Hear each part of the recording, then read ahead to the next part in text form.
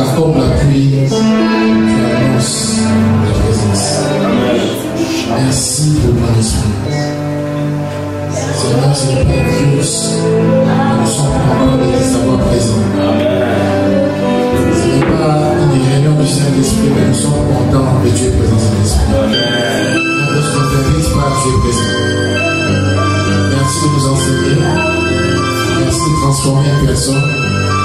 Merci de changer une direction. Merci de changer quelque chose. Nous t'avons ainsi prié dans le puissant Jésus-Christ. Amen. Amen. C'est pas la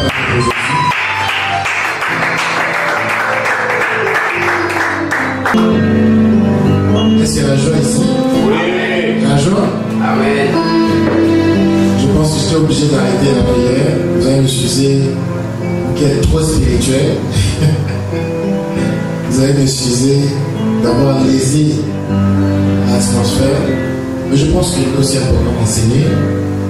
Amen. Amen. Dis à ton voisin facteur X. Facteur X.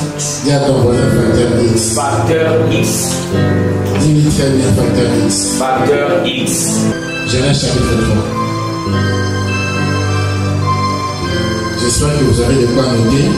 Si vous n'en avez pas, mis votre téléphone et après vous servir des notes.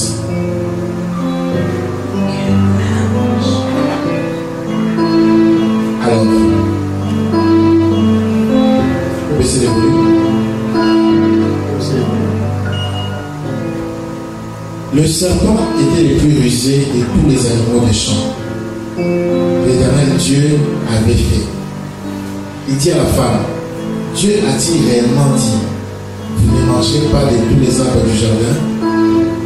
La femme répondit au serpent, nous mangeons du fruit des arbres du jardin. Mais quant au fruit de l'arbre qui est au milieu du jardin, Dieu a dit, vous n'en mangerez point, et vous n'y toucherez point, de peur que vous ne mouriez.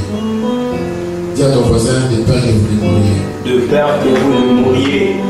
Alors le serpent dit à la femme, vous ne mourrez point. Mais Dieu sait que le jour où vous en mangerez, vos yeux s'ouvriront, et que vous serez comme de Dieu connaissant le bien et le mal. La femme vit que l'arbre était bon à manger et agréable à la vue. Il était précieux pour ouvrir l'intelligence. Elle prit de son fruit en mangeant. Elle en donna aussi à son mari, qui était auprès d'elle, et il en mangea. Les yeux de l'un et de l'autre s'ouvrirent. Ils connurent qu'ils étaient nus. Et ayant cousu les feuilles de figuier, ils s'enfuirent des ceintures.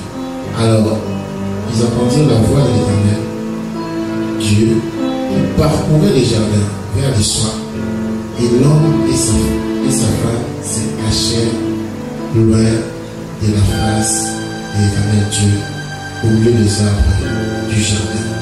Père, merci pour ta parole, merci pour ton amour. Cette parole ne soit pas un massage, mais plutôt un message. Cette parole touche un cœur.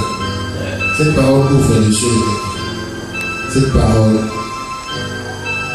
change la destinée d'un couple, d'un fiançailles, d'un célibataire qui peut s'engager. Dans le puissant Jésus-Christ. Amen. Amen.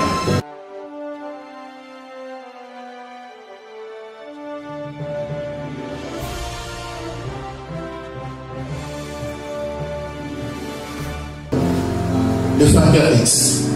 D'autres personnes vont s'imaginer des histoires quand on voit les termes X. Ça donne beaucoup d'interprétations. Est-ce que quelqu'un qui a moins de 18 ans ici? On est tous adultes. Prochainement, on demandera les cartes d'électeurs à la porte.